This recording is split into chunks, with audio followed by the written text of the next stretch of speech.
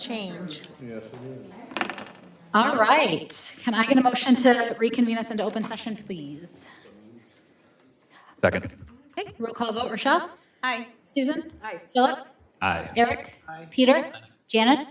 Elizabeth, aye. Ayes have it. Motion carries. All right, first thing that we have today is the public appearances. We have one public appearance today. Daryl, is it Foyt? Foyt. Come on up here, and we look forward to hearing what you have to say. You're gonna shepherds with me on You get three. I get three. It'll be Yes, but at three, absolutely. We have a buzzer and everything. three. Wow. Okay. I'd like to thank everyone for taking time out of their busy schedule to listen to my position. I'm Daryl A.J. Foyt. I'm a resident of 4218 Bainbridge Street, which is Madison, Wisconsin, since January 2011. I'm both a retired colonel, combat engineer, combat veteran of 30 years of service to this great state and nation. I'm also retired manager of facilities and life safety with the U.S. Department of Education, servicing contractor for 35 years.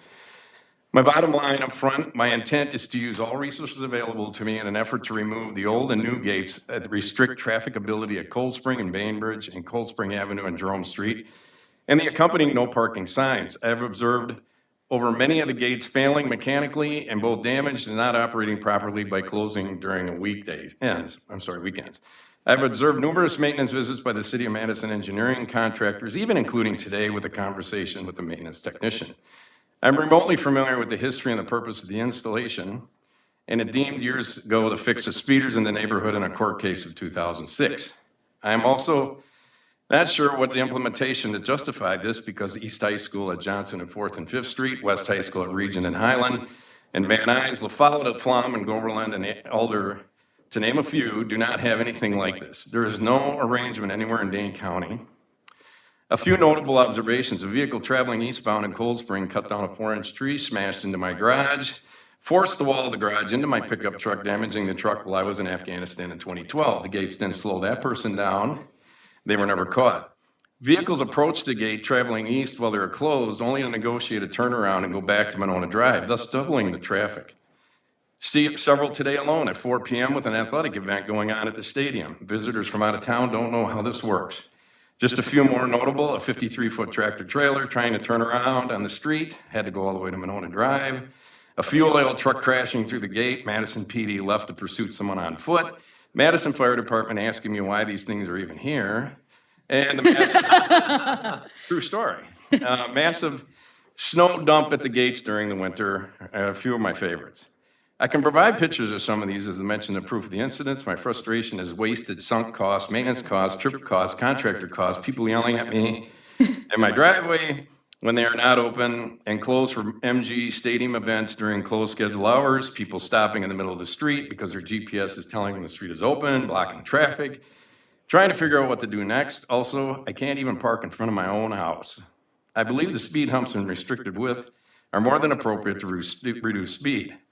It works in most places in Dane County. I conclude that my opposition will say if this is a safety issue. I understand safety. It's been in my title for many decades. I have my own opinion on how this was implemented and continues to exist. I do not find any of these to be very neighborly in a neighborhood that touts friendliness. By the way, they are not installed correctly. Thank you for your time. Thank you so much, and thank you for your service. All right, thanks. I have a question. Yeah, go ahead, Eric. I guess this is for anybody, including you. Thank you for the feedback. Who is responsible for approving the gates? What do you mean approving? Like, how did they get there? Who wanted them there? Was that from the residents? Yes, it started with the Lake Edge Neighborhood Association and the Alder back many years ago. City of Madison said we're going to put them in. City of Monona says no. It went to court. There's a 2006 court case with a judgment that was approved that they'll be put in, and the City of Monona does not like it. I will also say I did the same thing to the City of Monona Public Safety Committee a couple weeks ago, and some of them didn't even really know they were there. And they're enlightened by the fact that someone's interested in getting rid of these things. So the court case says, not to make this long, I'll give you the Chris Berman's version, as City Sports Center. They're put in, City of Madison maintains them. There was an agreement at one time where City of Madison would come and close them in the morning, and Monona custodial crew would come over at night and open the old ones. The old ones are still there. They never took them out. City of Madison maintains them. Monona, the snowplow will come up and plow right to them, turn around right in front of them, and then go back. City of Madison does the same thing. And then there's a big honking pile of snow, and then the gates go up, and no one can drive through them. So, but I believe City of Madison this is their thing. I talked to some of the neighbors. There's a handful that are still want them there, and for reasons, and there's a lot of them that don't for many other reasons. So, Okay, thanks. And I just want to Peter. note that we don't have any control over that. you don't, but you were the plaintiff in a case many Yeah. years ago. But it's a Madison operation. It is, but you have interest in it. I understand, and I hear what you're saying, and I understand why you're here. I just wanted to, this is the Madison City Council thing. And I've already talked to Madison Fire. I've talked to I'm on board with my alder. As a matter of fact, I'm briefing the same thing to the Lake Edge Neighborhood Association. And traffic and engineering is going to be at that meeting. I probably won't be very popular, but it doesn't matter. I'm going to continue to pursue this because I think there's enough people in enough places that don't say anything now, but that don't like them. Yeah. And if we get enough momentum from the right people, you can overturn and do things in your favor. I know very few people that like them for what they think they do. Yeah, I appreciate your advocacy here. Dan, did you have something you wanted to add? I'll just mention, I have a copy of the court decision. I'll make sure the board gets a copy of it. Great, thank you. Krishna? Yeah, so I just had a brief comment before I moved into some questions already somewhat alluded to by Peter Sobel. Firstly, thank you for your service, and thank you so much for your comments. As a student, I wholeheartedly agree. They're absolutely inefficient. They're the worst, and they just ruin traffic, just not simply along Cold Spring for our district, but also along the neighboring streets as well, because that all goes into overflow. As a result, I mean, for 4 years and perhaps more, I have seen the results of these inefficiencies and these issues compound, not simply for myself, but also visitors and students just like me. So as a result, I wanted to ask you, I think you referenced something akin to a petition in your comments. Do you have plans for combining that to make a formal presentation to which it is under the jurisdiction of the two cities? I said I will use any means I have available to me. I don't know what, I'm on a soul crusade at the moment because they broke for the last time a couple weeks ago, and I just said, I've had enough. I had enough of people coming out, fixing them. They are installed wrong. And I voiced this many times with the city. They look at me like I am smoking weed or something because I installed a bunch of these in Afghanistan. I know how they work. And these are installed wrong. Even the engineer today, he goes, yeah, you're right. But I think he's afraid to say something. Well, you may Really? have a partner in Krishna. Peter, one last thing and then, Yeah, which is when you say they break, do they fail open or fail closed? Which state are they in when they break? I'll tell you the last one, somebody ran through it and it fell and it was laying on the road. So you go out and you pick it up and you push it out of the way because it'll try to open and then just falls over. That's just one of many. Do you believe it's a safety hazard as well? I think it creates a safety hazard. I see people come up to it, turn around and go back down. You're doubling your trafficability on the street during school hours. Yesterday, and I saw a vehicle try to turn around, a FedEx van come and they're both trying to turn around during school hours. The 53-foot tractor trailer backed all the way to Monona Drive, backed onto Monona Drive, and then came out. Tell me how that is not, they are creating an unsafe environment. So I could sit here all night and talk about it, but I know you've got important things to do. But we really appreciate you coming. We appreciate your advocacy. The stories that you shared, I think, were incredible and a little frightening in a lot of ways. So hopefully, as you continue on, you'll get more folks and you won't be a lone person. I will close with, if anybody wants to get a hold of me, Just, right here's the connection, and I'd be happy to share with you what I know. Great. Thank you so much. To you all, thank you very much for your time. Have a good evening. Now I gotta run off and go to another meeting. Yeah, good. All right. Can I get approval for the consent agenda, please? I move approval of the consent agenda as presented. Second. All in favor? Aye. All opposed? I guess I should have had discussion first. Huh? Any discussion? Not for the consent agenda. Oh, that's the whole right. point. That's right. All right, ayes have it, motion carries. All right, next up, recognitions. Okay, this week we celebrate Staff Appreciation Week. Thanks to our amazing staff for all the time they've put into our district and contributing to the success of our students each and every day.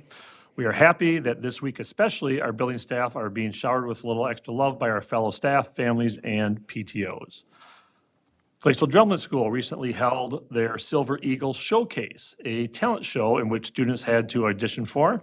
Acts included musical performances, martial artistry, basketball and volleyball tricks, poetry, and more.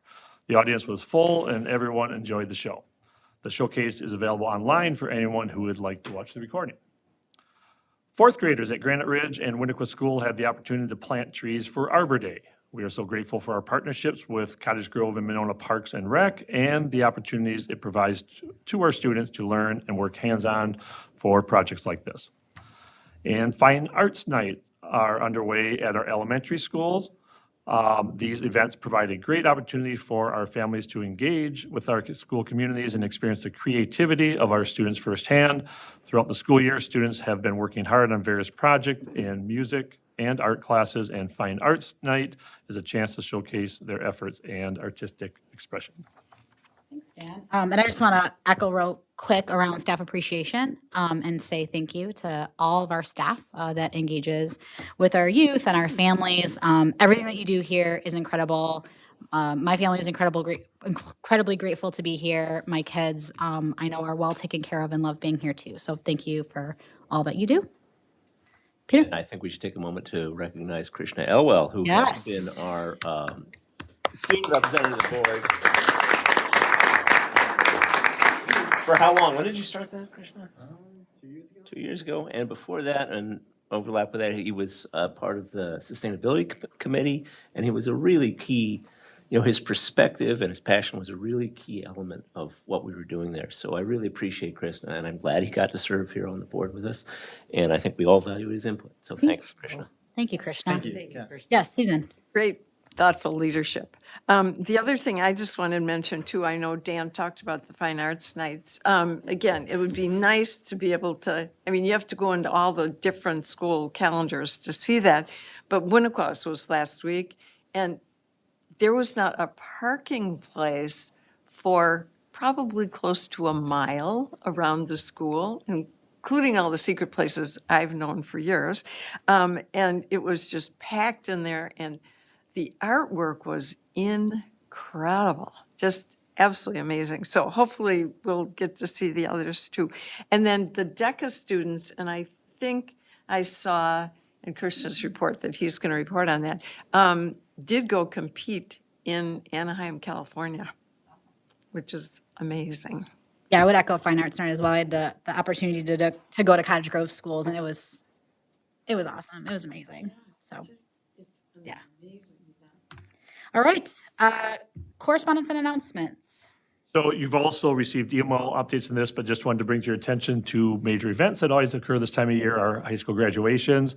And so with the high school, the Monona Grove High School graduation is on our normal date of June 12th, but it will begin earlier at 10 a.m. and we are able to move back to the Alliance Center this year. Very excited about that opportunity. It's been in the works since we were last there during our pandemic, or the year following the pandemic, and just trying to work through some contractual things. Principal McGrath did a great job of making this work out, and now we've had a capacity issue, for many years, at the high school. So really excited. We actually are partnering with Mount Horeb is also using the facility later that day, so they were very cooperative in working an arrangement that we could share that facility on June 2nd.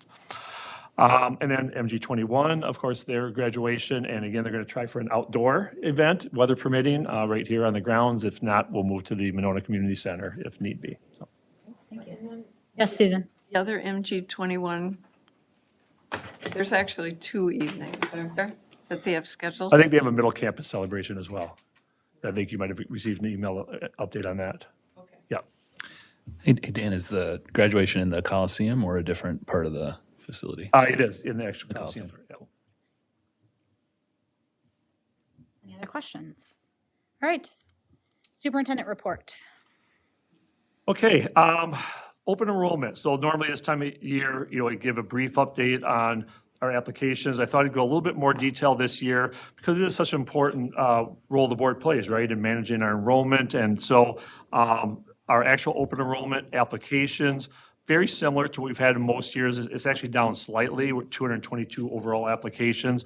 That may very well be because we do work very hard to publish the open seats in January after the board approves that. And so I think we certainly have some parents that may choose not to apply, knowing that there aren't available seats in the grade levels that they're looking for. Per state statute, families that do want to apply for open enrollment are restricted to a maximum of 3 applications, per school year. So, and so with that, the seats, you see as a reminder of the seats that we had open. I will be coming back at the June board meeting and asking the board to consider a few additional seats. And now that we have better enrollment projections than we had in January, it won't be a significant number, but we'll bring an update to you at that time. And then just some other data that I attached as far as our enrollment by grade, comparison of how many open enrollment versus resident students that we have in each of those, as well as our updated projections for next year in grade class sizes. Any questions? Yes, Krishna. Yes, 1 second, allow me to pull up the document. Yeah, so I noticed a slight discrepancy around 8th grade with only 10 applications, but 18 seats. Am I to assume that those seats will remain open for next year? I wouldn't assume that because as we move to 9th grade, we always have a large number of resident students who do not attend as 8th graders of the district that might be attending, private schools or other, and that will enroll as 9th graders. So we'll see what our projection is at that time. So it won't be a guarantee. Okay, thank you. All right, board report, starting with Personnel Committee. Eric. Personnel Committee met on, I think, was it the 16th? I thought it was the 18th, but we met on one of those days, 16th or 18th. Talked about, had a contract for teachers, collective bargaining agreement with MGAA, recognizing the support staff. We looked at the QTI study, and then on the 30th, we did the rep support for staff compensation and then collective bargaining support for staff. And then Philip will be taking over from this point looking forward. Janice is now going to be on the committee. So. Any questions for Eric at all? All right, next up, Susan with the Policy Committee. The Policy Committee met on May 1st. They basically had some materials that were reviewed by Dan and administration that we were then bringing back. We discussed Board Policy 6611, district-supported student activity accounts, and basically what's happened with those policies is they've separated student activity accounts from non-student activity accounts into 2 separate policies. So that's really a helpful piece for us. And Dan had taken that back to administration, and they approved it and brought it back forward. We also reviewed the technology policy 7540, and there was language in the administrative policy, which is basically Dan's piece, about security and usage procedures that were moved into the general policy. And so Dan had made that recommendation, brought that forward, and the committee approved that for first read. Is there anything else that you would, and we still have a policy that's pending that we're working on. We have a lot of resource tools on it. We're working on the SRO policy that's coming up. So I have it later in the agenda for a first read, so we can go through a couple of them in detail at that time. Yeah, you're ready for that, right? I am. Okay. Any questions I at am all for too. Susan? All right, next up, ad hoc 4K2 attendance boundaries committee. So as you all will remember, as we move into our transition into a community schools model in Cottage Grove, we have a boundaries committee that will be meeting to talk about those things. We've had 2 meetings so far, one on April 29th and one on May 6th. It's a great group of folks that is a combination of board members, so myself and Peter as representatives of the board, community members and parents, staff and administrators are there as well. We have had some preliminary discussions around kind of what the charges of the committee, and then starting to talk a lot more in depth around how do we ensure that we have equitable distribution of families and youth based on various identities, and had some really great discussion around kind of what matters, right? What we care about and how we're going to go about doing that. I want to say a quick thank you to Katie, who has created some really great visuals and slides that have helped a lot to ground the work. It can be a little wonky to talk about, boundaries and attendances and those pieces, and Katie's done a really nice job making it like visual and easy to understand. And also to Dan, as well as the 2 building principals in Cottage Grove, and Krista and Lisa, who have done a really nice job providing really good information and answering the questions that specifically our community members have around, like, how does it work, right? How does identification work? How do we know about demographics of students, right? So really great questions. We will meet again in 2 weeks, where we'll start actually looking at potential boundaries and start thinking through those things. So that's that. Questions at all about that? All right, and last but certainly not least, for his last ever student board representative report, Krishna. Okay, don't make me feel that old, okay? No, this is like, this is it. Yeah, so to begin with the main event, prom was held at the Monona Grove High School last Saturday. Over 500 tickets were sold with 13 MG21 students, 33 underclassmen guests, 63 outside guests, and the rest being current MGHS students. The theme, as organized by the junior class officers and staff, was Hollywood, a walk down the red carpet. We're thankful to all the students, faculty, and volunteers who devoted themselves to setting up the event, and look forward to another safe and fantastic prom next year for our community to share. Meanwhile, MG Band, Choir, and Orchestra all have students who have been selected to attend the UW Summer Music Clinic this June. The Music Clinic is a week-long camp that gives students of all ages hands-on opportunities to grow their talents and learn new skills. Several MG students attend each year and is one of the many life-changing experiences made possible through the arts. In a similar fashion, an MG junior was recently accepted into the exclusive Wisconsin School Music Association's treble choir. Only a third of all students who apply are selected, and those who do have a miraculous opportunity to learn, explore, and give back to their community. Their performance will be next October at the Wisconsin Music Educators Conference at the Monona Terrace. MGHS Band just had their spring concert on May 2nd and honored all their seniors, a la moi, for their last 7 years of music making. The band will perform in the annual Memorial Day Parade on Monday, May 27th, which has a ceremony featuring the MGHS Band and La Follette Band in the main circle of the high school at 10 a.m. The parade will follow, which goes from Monona Grove High School to La Follette High School. We'll be playing America the Beautiful at the ceremony, and then Your Grand Old Flag at the parade. The band will end their school year with performing at graduation on Sunday, June 2nd, and they just announced their marching show for next year, which is The Music of Queen. Also in community, MG's a cappella choir, Silver Singers, were invited to perform for a ribbon-cutting ceremony at First Choice Dental in Cottage Grove on May 9th. Furthermore, several MG alums have been accepted as performers into the Kids from Wisconsin, a professional summer touring show choir, and will be performing at MGHS on July 2nd at 7 p.m. If you wish to see our current musicians in action, the MGHS Spring Orchestra concert will be held on May 9th at 7 p.m., and the Jazz Big Band Bash will be held at the high school on May 12th at 4 p.m. GDS Band and Orchestra will be performing at their school on the 21st and 23rd, respectively, and the Fine Arts Awards ceremony will be held at the high school on May 22nd. I honestly look forward to seeing the best of our talent reflected in MG's countless music and arts programs. Every year, they and their talented artists, as well as the teachers who teach them, redefine the possibilities at Monona Grove, and I can't imagine what's possible for them next year with the support of their community. The architecture, engineering, and graphic design classes recently took a trip down to Chicago for an architectural boat tour. Every year, this event gives students exposure to the world around them and teaches them the skills necessary to build it. As someone who's been there myself, I highly recommend it and think it's a wonderful opportunity for our students to share. DECA recently attended nationals last week in Anaheim, California. 7 MG students competed at the highest DECA competition in the nation. Every year, DECA gives students a hands-on community service experience and develops students' business skills. I look forward to another year of DECA giving back to our community. Senior Recognition Night will be held at the high school on May 15th. As a side note, 89 MGHS seniors are currently set to graduate with National Honor Society honors, an award which emphasizes the academic rigor and community service of its members.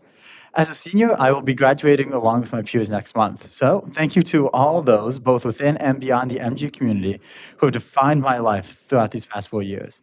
I thank all those who have supported MG in the years past and will continue to in the years future, and the best of luck to students who every day continue to redefine what's possible at MG. It's been an honor to share these experiences as the student representative, and I look forward with great promise and pride to the next student representative who shall begin in the fall of 2024. I believe that they and the student body shall reshape Monona Grove as this generation shall reshape the century. And to that human bridge between the best and worst of ourselves, may MG redefine the world. Thank you so much. It's been an honor.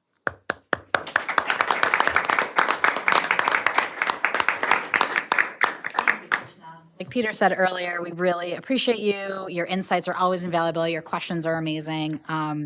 We will miss you here, and we wish you best of luck as you move forward. I'll make sure to drop by. Yes, come by anytime.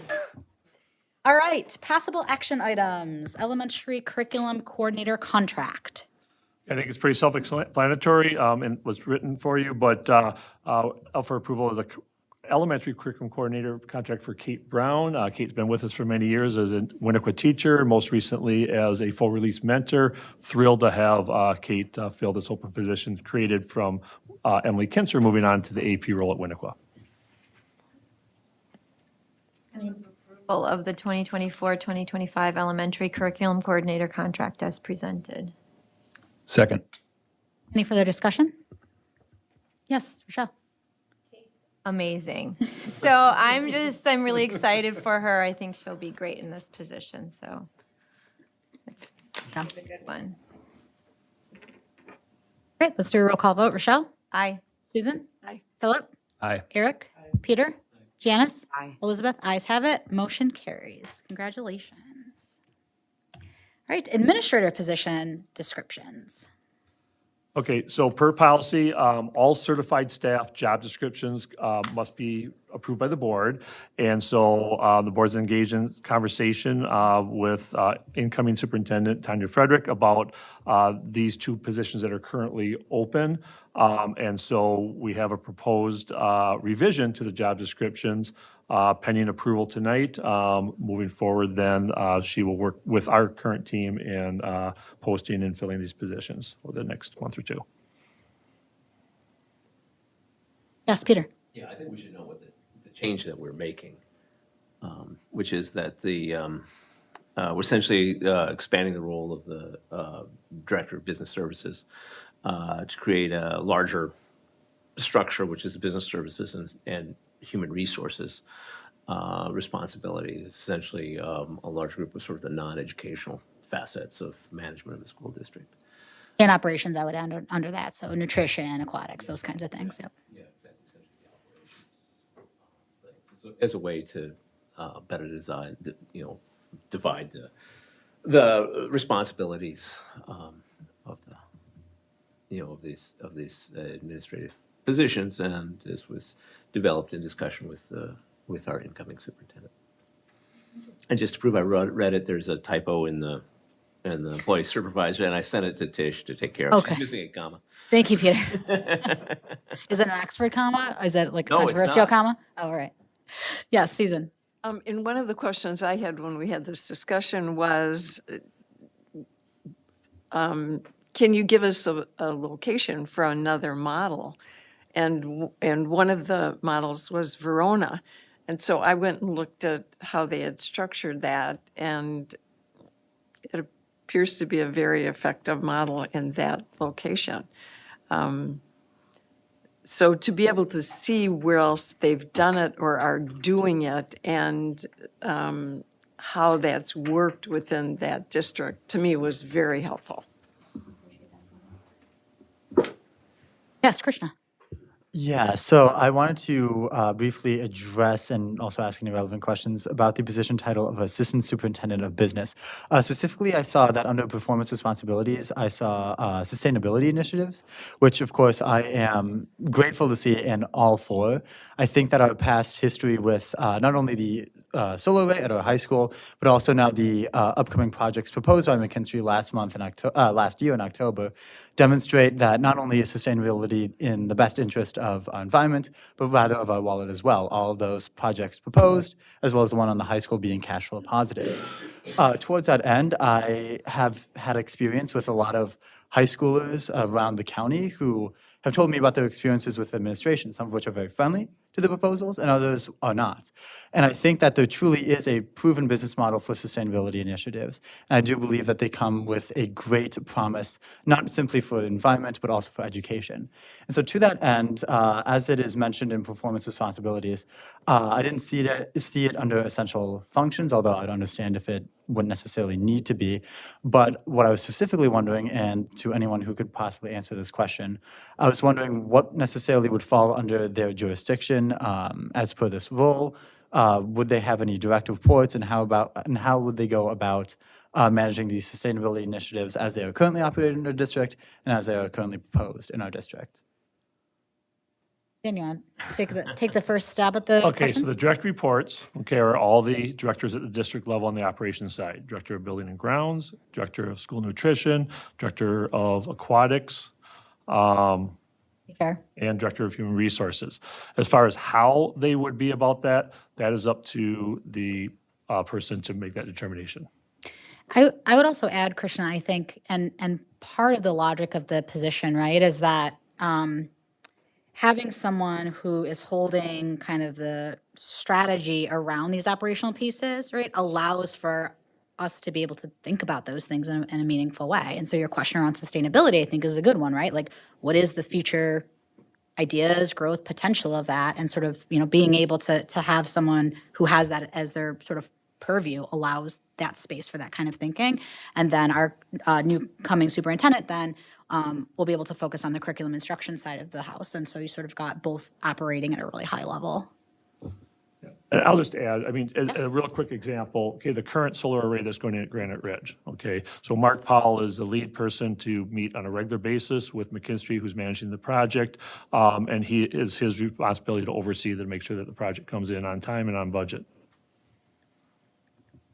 Okay, so you're saying that in the broader gestalt of running the school district, that they'll have the capacity to work with our current officials to make sure that those projects are implemented in the way that the board and administration deems fit.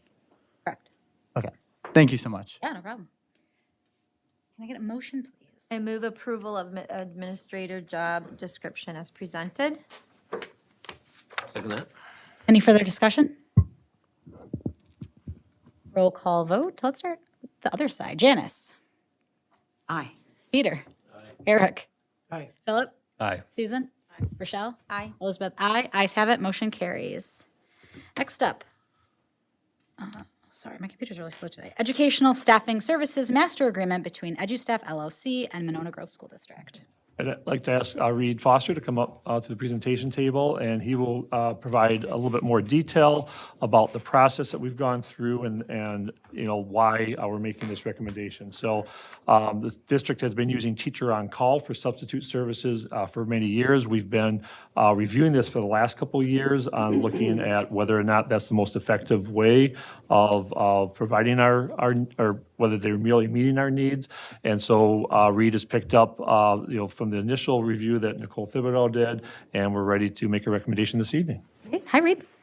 Hello. I did a memo, so you should all have that in board docs, just explaining some more detail in what we're planning to do.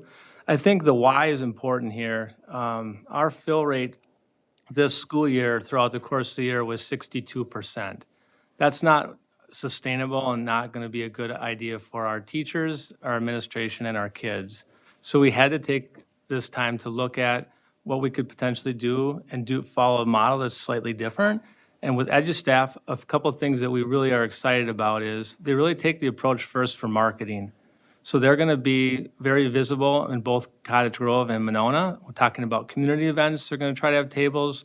They're going to be at athletic events, trying to, and this leads right into their next step, is that's to recruit. Their whole goal is to build the sub pool and build that so it's sustainable for our school district and to support like increasing that number. The other thing about EduStaff that I think is important to know is that typically with staffing agency, you will have work with a rep that's regional. In this case, we'll be working with a rep that'll only be working with Monona Grove and DeForest Public School District. So we're going to have somebody that can be on site, can be a regular, come to our school district to talk to us, obviously, be connected with the HR department on a regular basis. I know as a principal, the last decade, over the years, that's the first thing that you start with, and you're sending messages, and it's become kind of burdensome on our building admin and admin assistants to like start their day trying to fill that 40-some%. So whatever we can do to improve those numbers, I think it's really our job as the HR department to see if we can find a different program to work with. You also note in the memo, Middleton School District, Cross Plains Middleton, they changed this. They were with the same company we were this year. They've now made an agreement with EduStaff to start with them for next year. And I can take any other questions that anyone has. Questions for Reed? Yeah, Peter. Yeah, how does the pricing compare to, Teachers on Call? Yep, it's comparable. Yep, I mean, there's a couple differences on how reimbursement versus paying up front for like frontline and things like that, but all the pricing is comparable. Yeah. That was going to be my first question, but you beat me to it. And I'm just going to say, as somebody who's worked for Teachers on Call years ago when my kids were in elementary, I did not care for that system at all. And I stepped in to substitute when the secretaries would say, hey, can you help us out? So having somebody that's just building relationships with the subs that are in our district is going to be huge. So I really appreciate this. Yeah, I appreciate that comment because I think that is, DeForest worked with EduStaff this last school year, and then I took the time to meet with Nate Yeager, the HR director there, and that to him was one of the biggest components, is having somebody who the subs know that does the training with them as part of that recruiting process that they can be in contact with, I think does make a really big difference. Janice. I have a couple questions. First of all, our subs that do a really good job, are they going to be made aware that we're changing companies? Do you know what I mean? For sure. Okay. Yeah. And then is the process to apply easier than Teachers on Call? Because I've heard nothing but like, it's so hard to actually get a job with Teachers on Call. So like, is the process to get a job with them easier? Yep, so your first question regarding, yes, because they're gonna, honestly, what they're gonna be able to do with the moving people over is a smooth process. I asked how they're doing it in Middleton, asked how they did it in DeForest. We'll meet with them probably next week to get this process started. They sort of take it over. They'll go to sites to meet with people. They'll set up a time here at the district office to make that change for people, and it's a pretty smooth rollover, according to what they're saying and what other school districts have told me based on their research. And then as far as the process, I think this is real critical. When you have a regional person with TOC, you don't have somebody that's maybe really available to sit down with you and lead you through. So what they did in DeForest is they would have almost like a recruiting fair and invite all the substitute teachers to come to one of the schools or come to a park, and they would right there help them go through that application process. So they're just trying some, unique ways to bring sub and recruit, but they're also, that support, I think, is critical on that training aspect. Yeah, Susan. So when does that start? We would look to start the contract to be ready for the beginning of next school year. Again, I think one of the things that makes me comfortable with this transition is that you, with your background, are involved in the process. So I was just kind of trying to get timing and how that was going to flow, so. Couple of questions, Reed. One, for our contract with Teachers on Call, is that an annual contract that we renew? Or are we in like a more of a long-term? It's a 2-year contract, yep, Okay, what, are we completing our second year or are we ending our contract early? ending early. Okay, and is there a penalty for that? No. Oh, great. Second question that I had, you had talked about the percentages of, like, what was it, 64% go filled? And obviously the goal is 100, I understand that. What do you think is like, when you talk with other HR directors in the county, like, what do you think is a really reasonable goal? And I guess what I'm wondering is, how will we know that this switch is successful? Like, what number would feel good to you, knowing that obviously the right number is 100%? Yeah, I mean, we know that we don't need 100%, and in some ways, because we have building subs. And the district's been really supportive, you've been supportive of that. And so in that context, we never necessarily need to be to 100%. What happens is that with this person we work with, she will meet with us once a month to review trends, to review how many folks they've onboarded, to look at numbers per district, but also per building. So it gives you a real good idea maybe where, you need to put some efforts to recruit folks for a certain grade level or a certain department, et cetera. And so that's an ongoing monthly meeting that they send to us. They also, that's when they meet with us. They actually send us like a memo kind of stats every Monday with edu staff. So that just comes to, most likely go to Andrea and me at this point, but so we just stay on top of it more too, so we can really ask the right questions and. Yeah, and like pay attention to the data, Yeah, right? Because yeah. if, everybody wants to go to middle school, which I'm sure is where everyone wants to go, right? And no one wants to go to high school, then you have the ability to target that way, which is really neat. Sure. Great. Janice?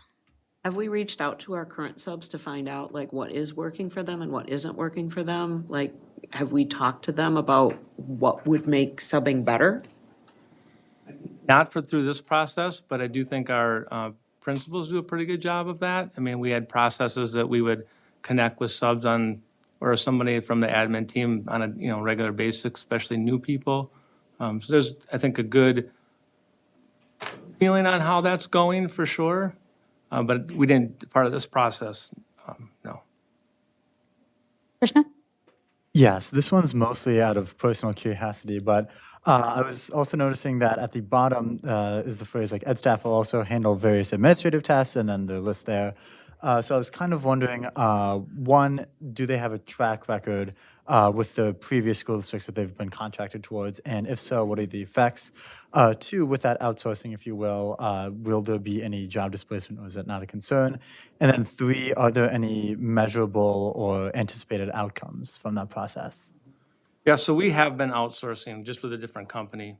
Again, we're just making a change because we believe that this could be a better fit, different approach on marketing, recruiting, and training of substitute teachers. So, like Elizabeth said, it's hard to put a number on it right now. I mean, we kind of know where we're at this year. I'm optimistic with the efforts that they're going to put into the system that we'll have better rates right out of the gate, as far as next year. But my target would be as close as we can to get to 100%, knowing that we have our building subs in our building. And that's another part of EduStaff that's just an internal thing. They can work with us and sort of understand that we have a building sub and that they're part of our system. That wasn't always an easy relationship, with the Teachers on Call company. Okay, and, sorry, just one last thing. I assume with earlier, this would still fall under the umbrella of the costs are going to be comparable, but I would assume that the value regardless is going to exceed what our current plan is. Okay, thank you so much. Dan, did you have something you want to add Yeah, before I just call to- for a? Provide a little bit of perspective or context on the fill rates. So when we contracted with Teachers on Call back in 2013, at that time, our fill rates were around 90%, and we thought that was atrocious. We needed to do better, right? And so our data showed that in 1 year. We were really cute back then. Well, and right, that goes into what we Yes. currently have with the teacher shortage. And then the next year, we did increase from about 90% up to about 96% with teachers on call. So it did serve us very well in those early years. And obviously, the standard has changed very much since that time. I mean, it sounds like it's happening more in relationship, right? More local, more relationship based, which I think at the end of the day is how you're going to get recruitment of good quality folks. So I think it sounds great. Can I have a motion, please? I move approval of the Education Staffing Service Master Agreement between EduStaff LLC and Monona Grove School District as presented. Any further discussion? All right, roll call vote. Rochelle? Aye. Susan? Aye. Philip? Aye. Eric? Peter? Janice? Aye. Elizabeth, aye. Ayes have it. Motion carries. Thanks, Reed. Excited to see how it works for us. I think this is a good move. As a side note, you were my favorite principal at Cottage Grove. All right, discussion items, policy revisions, first reading. I'm not sure, Dan, are you taking this, or Susan, are you kicking us off here? I'll be glad to. Go ahead, yeah. Okay. All right, so the majority of the policies up are part of our latest Neola update, volume 33-1. We did have one group of policies that were tabled from the previous Neola update. They were to the board for discussion and sent back to the committee for review. And those are the first three you see listed, 1421, 3121, and 4121. That's one of those policies that essentially it's the same policy, but occurs in three different employee groups. And so part of the question was about this actual policy and self-reporting requirements. The Neola revision was an attempt to clarify about what that meant, and particularly for employees that might have driving requirements and what type of traffic violations might be reportable and so on. And so the committee, in reviewing it, we did have this reviewed by legal counsel as well. And the one recommendation that we received is to add one phrase, you'll see it underlined in the second paragraph, to include the phrase "in the course of their employment," to provide even more clarity that that's when this would apply. But then there was also, he did reaffirm about even the purpose of why we have this policy in place, and that the self-reporting requirement is highly recommended to make sure that we're able to assess whether something may or may not be related to someone's employment. Questions about that at all? I know that was important discussion last time it came up.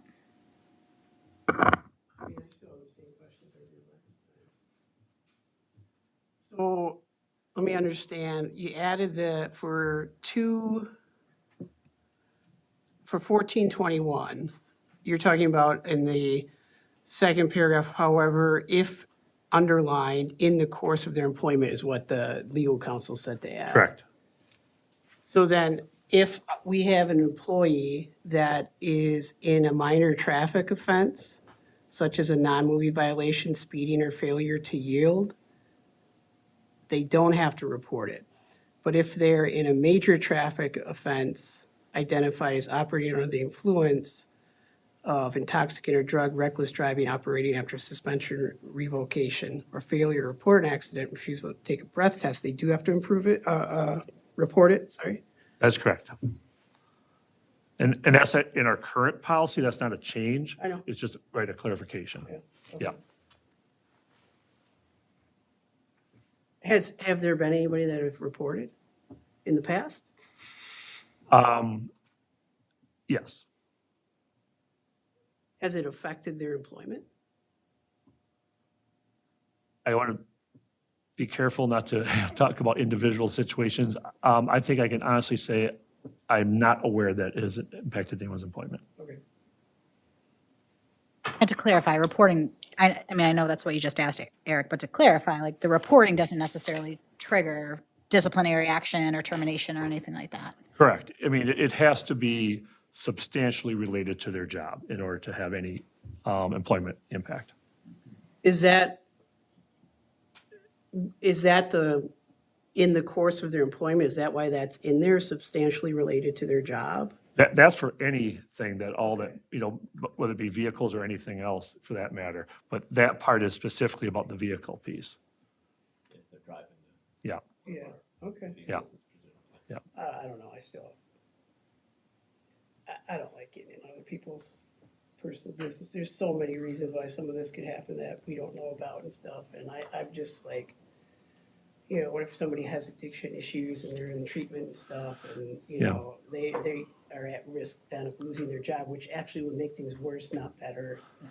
Yeah, I guess what I can tell you is this, it's highly, highly confidential, right? It's only very few individuals in the HR department that are aware. I do not get the reports. There's no reason for me to. It's on a need-to-know basis.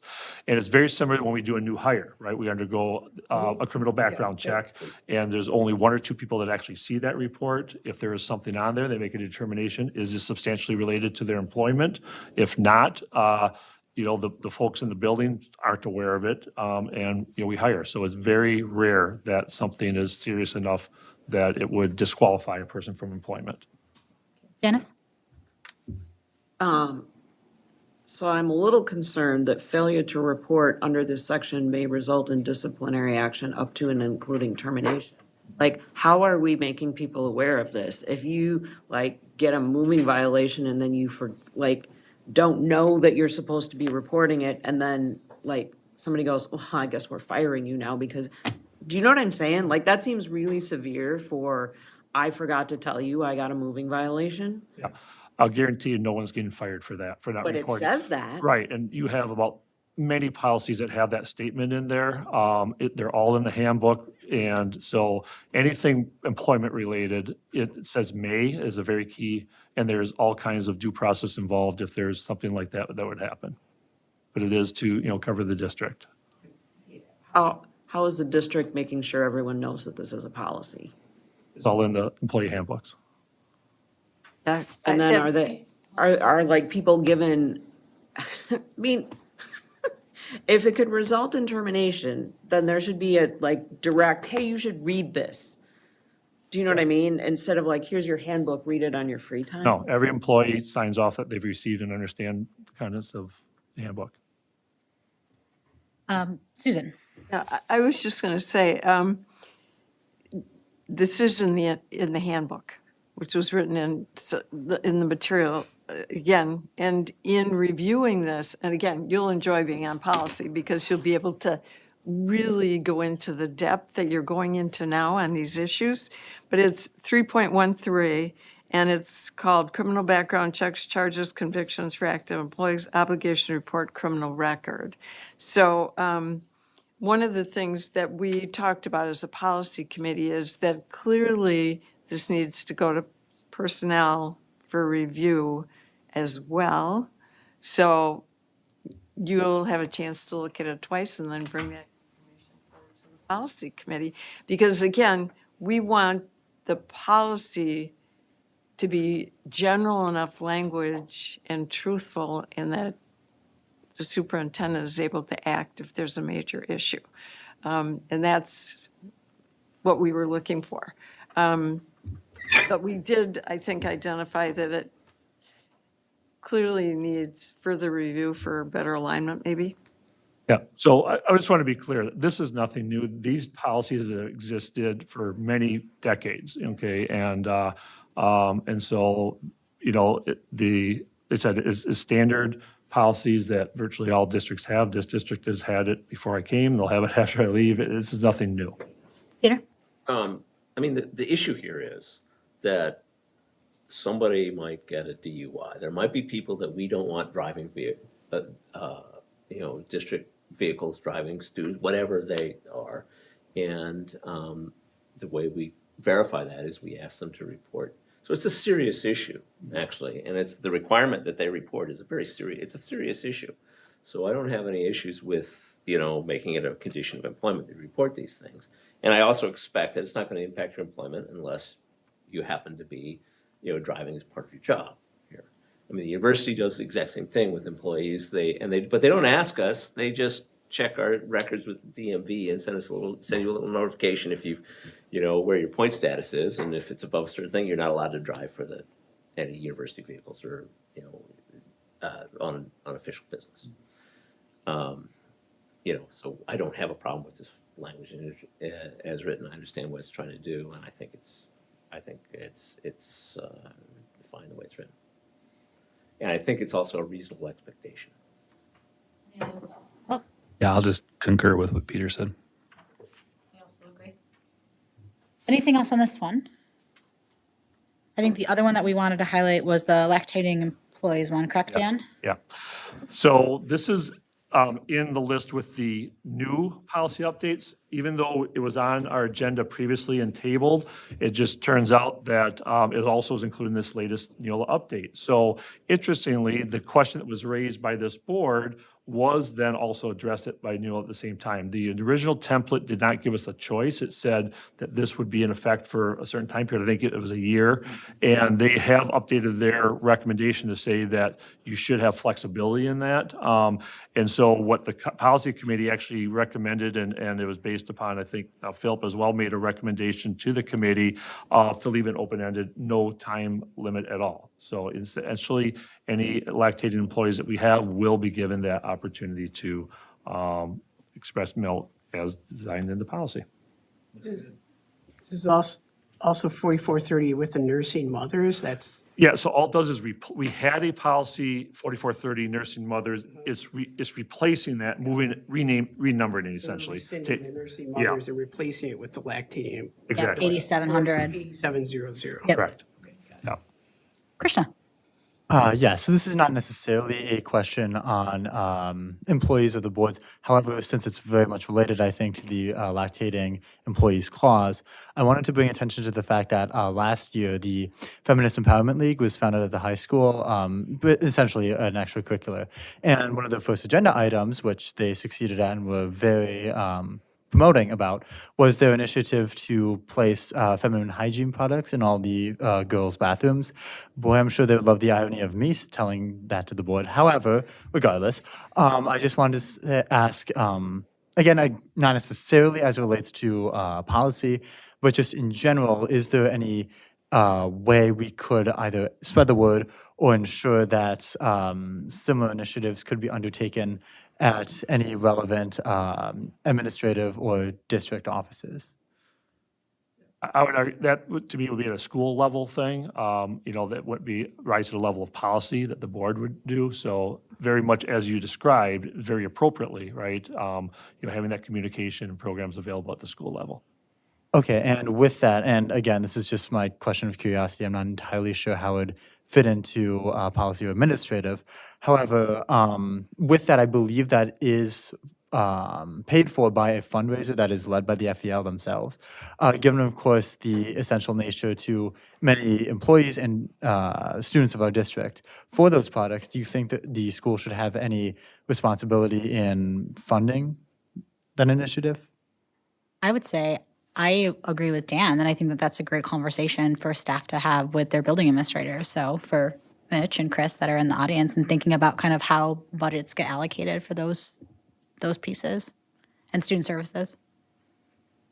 But it wouldn't be policy, per Dan's point. Of course. Thank you so much, and Yeah. I'll refer them to the necessary. I don't know how your is going to feel, but menstrual justice is important, Krishna, so thank you for your questions. And you're here to Other represent all the students. Questions about this policy or any other policies? Those are the two that we wanted to highlight because they were the two that I think we had the most discussion about last time. Peter? I just want to note that under the new 8120, we board members can all volunteer to drive a bus. I know. We had actually had a very interesting discussion around our ability to drive buses. Nelson's would be glad to hear that. Due to 8120, we had a really great discussion about it. Several questions on that. Janice, did you have? Yeah, the technology policy, I think, Number, 7540. 7540. yeah, so, there's a couple of things that I think are in policy that just are gonna need some, I don't know, like under C, it says no software or other applications may be downloaded onto any device except by the district's technology coordinator. I'm just gonna say, kids do that all the time. So like if we have this as a policy, like how are we enforcing that? Because it is totally a thing. Kids put games in their Chromebooks, when I was long-term subbing this fall, had a kid like somehow download Netflix onto their computer, and I was like, please stop. So like, I'm just saying, like, if this is in our policy, how are we making sure that people are following it? Because Yep. Yeah. Well, I can tell you, I am not able to download Netflix on my computer. The systems are set up with security, so if students are getting around it, then it's a matter of reporting that, to, staff to Right. figure that. But I mean, like, kids do it all the time, not Netflix, but I'm just saying, like. So, but the system is supposed to be set up, right, that is not, staff and students are not able to. So if there are people working around it, it needs to be reported and then followed up on.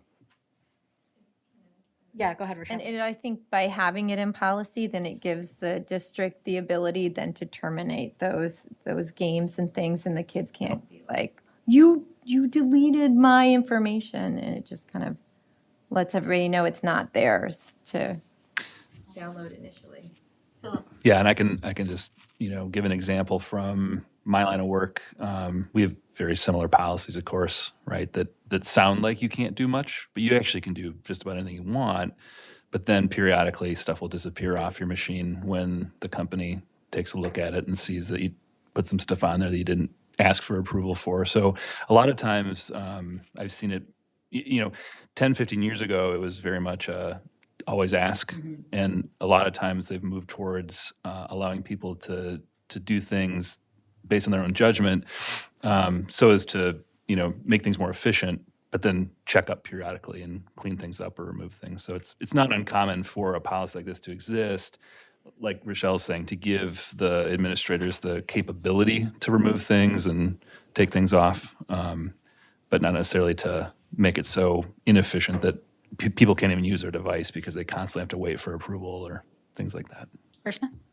Yeah, and as a comment, but also an extension to Janice's question, my friends are going to be very frustrated at me if they hear this comment, but I do have many friends who partake in this practice, and I'm unclear of, well, no surprise, I'm unclear of any, if you will, process for punishment from that. And I also have two friends in particular, but let's just say experience with some friends of mine who may or may not have worked their Chromebook, their school device, in such a way that, to them at the very least, it is no longer the school's device, wherein the device is not under the administration's jurisdiction, they have no access to search history, and they can essentially have free reign on the device. And so I'm unfamiliar if the policy extends to that particular situation, with students essentially disable all administrative functions on their personal devices.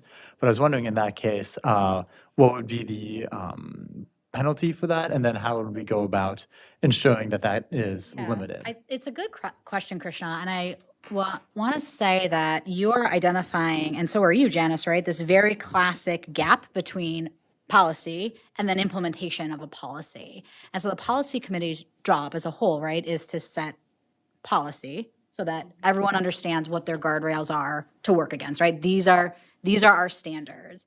The implementation piece has actually become operational, which then falls on administrators, our superintendent, to think about that. So to me, what might be an interesting thing to think about policy committee, so recommendation for you, Susan, is as we're moving through this, if at maybe your next meeting or before second read, to be able to just think about or have information around, like, what does the implementation of the policy look like, just to inform the board. But I feel like I want us to be mindful of not getting too much in the weeds around implementation, because really our job is to set what's the standard by which the administrator then has to, like, work against. Yes, Janice. Oh, yeah, I'm sorry. Just because this, one of the things I want to make very clear, and Dan, correct me if I don't have this accurately, but this isn't new. This is just in policy. So technically, administratively, this was already written into the administrative guidelines. This was already a system and a process implemented in this district. So the question, I think, is how is this implemented and how is this being processed? It's not a policy question or a question about having it here, other than having Dan explain why he wanted to move it from administrative rules, basically, to policy. So it's kind of like having a speed limit be 70 miles an hour you already had that rule. It was here. We just put different people in charge of enforcing it.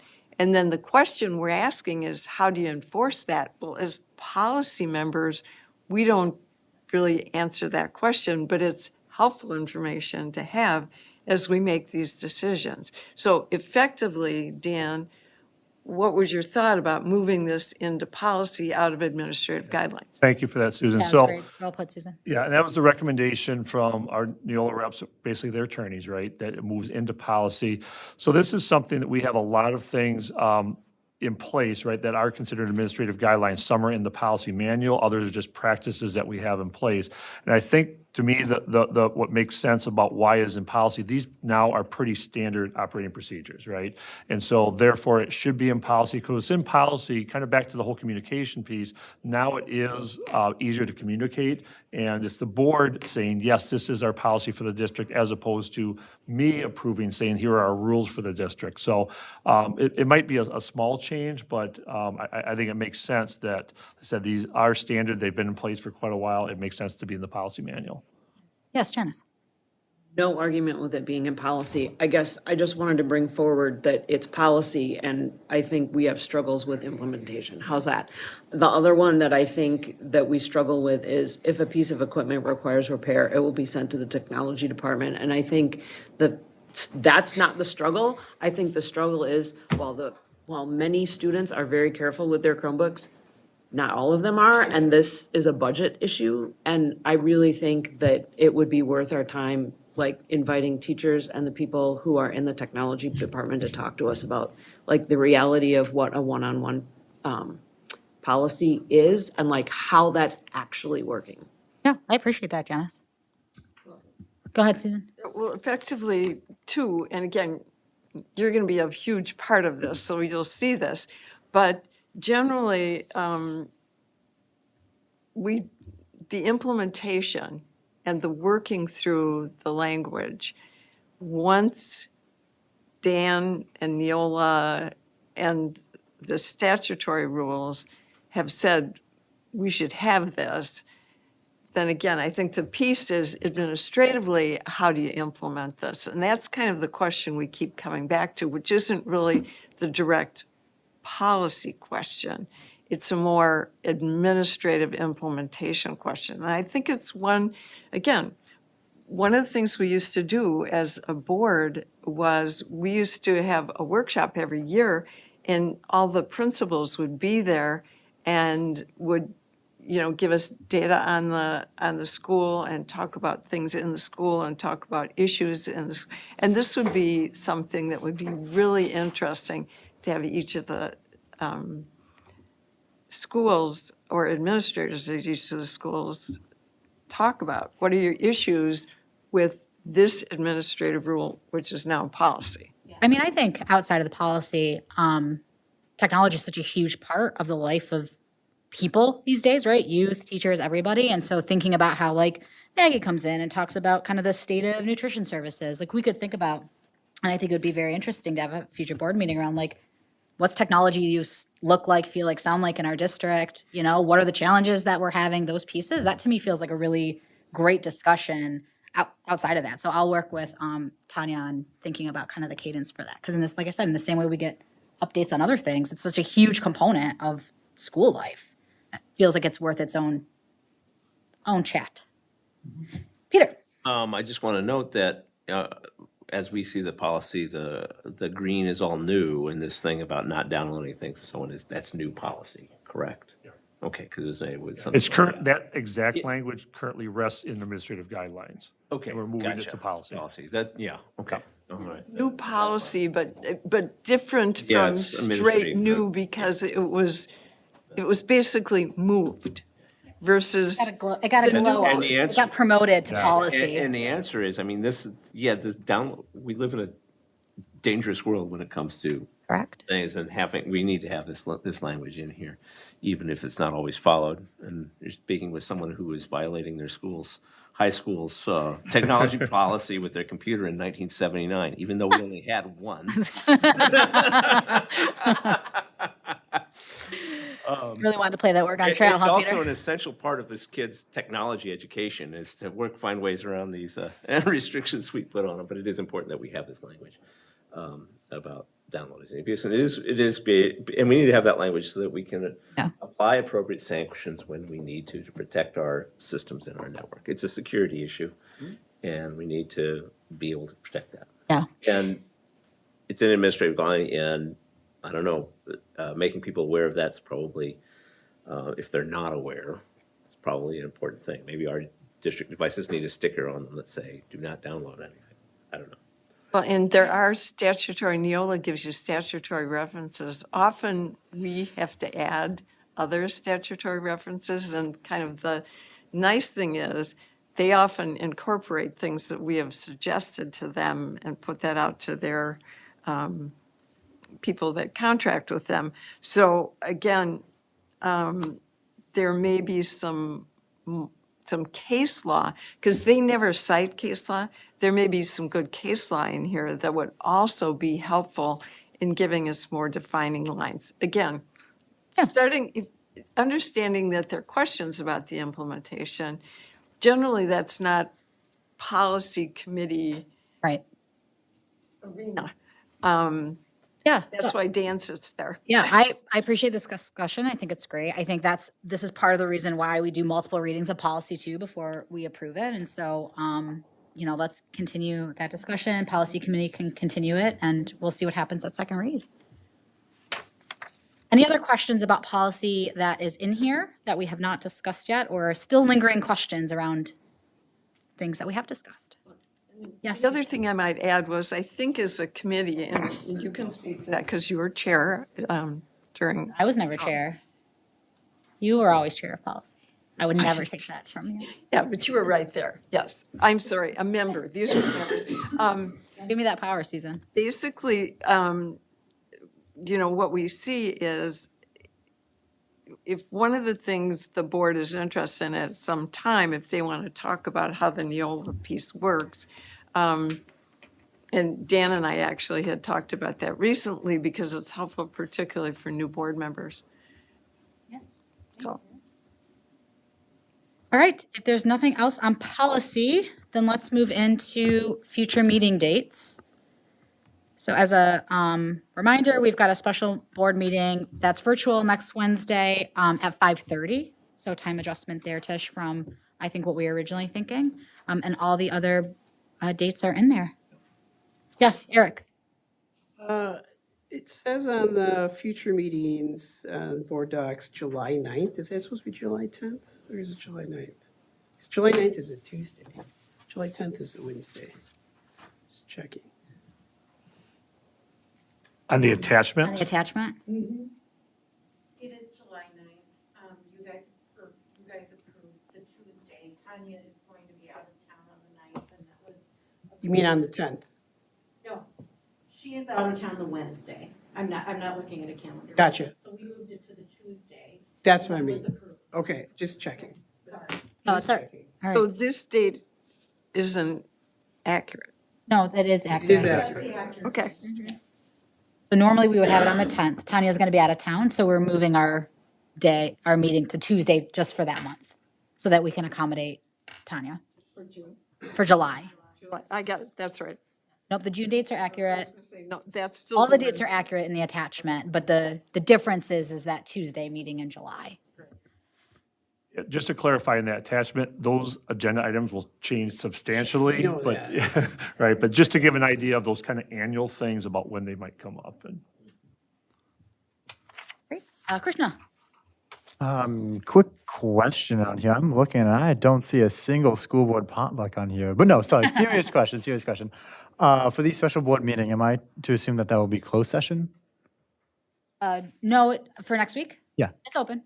Oh, okay, it's open. So, okay, I will be allowed to attend in that case? Okay, then I'll save my goodbyes and my final speech and all It is that. open, right, Dan? yes, it is. Okay.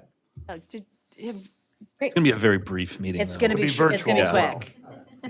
Yeah, All At least right. senior recognized. You're night. So welcome to I come. just have one quick question. When do we put on a new onto the board? in the fall. Oh, yeah, I can actually answer some questions about that. So once he's not a student anymore, he technically can't attend? Policy states school year. Okay. Rats. Yeah. Trying to get a few more months. If I may just address that briefly, and of course, McGrath would be a fantastic resource for you to either speak with after the meeting or email on your own time. But I will say that we, last month, towards the end of April, did do an announcements video, and we also sent out an Infinite Campus message asking for applicants for the role of student representative. I'm not involved in that process just due to concerns of ethics and bias, and McGrath would be the best subject to address that. But once they are selected, we'll do our best to make sure everyone knows, and I'll train them up. We do intend for them to take a seat at the board with our current projections around September of 2024. Great. Big shoes to fill, Krishna. All right, so much. if there's no other questions about future meeting dates, can I get a motion to adjourn, please? Motion to adjourn. All in favor? Aye. All opposed? Ayes have it, motion carries, meeting is adjourned. Thank you, everybody. Thank you, Elizabeth. Is that how he's referred to in high school as McGrath?